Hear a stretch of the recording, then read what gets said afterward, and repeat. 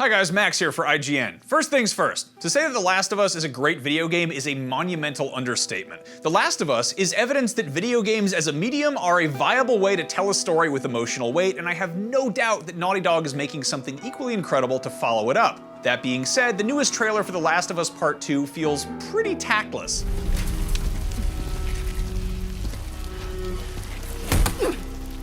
In just shy of 5 minutes, the trailer shows disemboweled corpses hanging from a freeway sign, a hunting knife being dragged across a woman's stomach, a different woman having her arm broken with a claw hammer, which subsequently winds up in not one but two characters' faces, claw end first, and then plenty of choking, gunfire, and blood. And then the clickers come out, and it's over.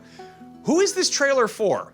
The Last of Us sold millions of copies, won piles of awards, and attracted legions of fans around the world.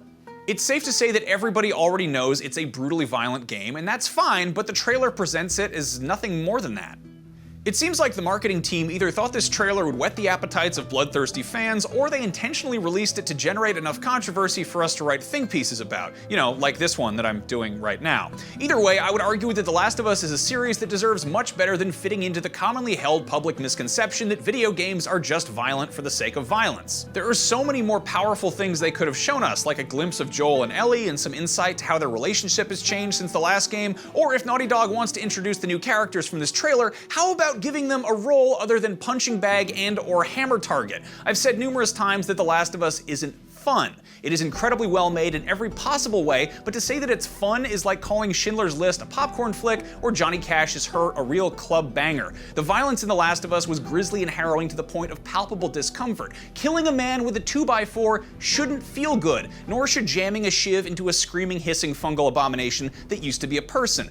Thankfully, this violence is contextualized by and balanced out by some of the most nuanced and genuine performance ever to come out of a video game. Joel and Ellie felt more like real human beings than video game characters, and the violence of the world they live in gives their actions some extra weight. It's a testament to the writing, directing, and acting in The Last of Us that my memories of it are of the protagonist's friendship rather than its many horrifying and gruesome moments.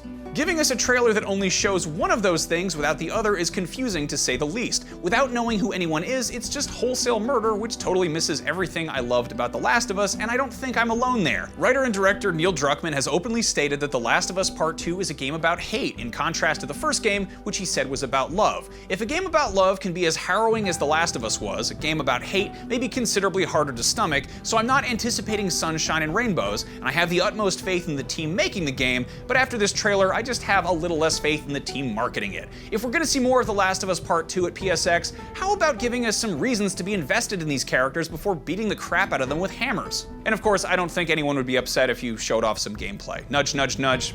Anyway, for more on The Last of Us Part 2, keep it right here on IGN, and if you have different opinions, let us know in the comments, but please, let's keep it civil. This isn't The Last of Us.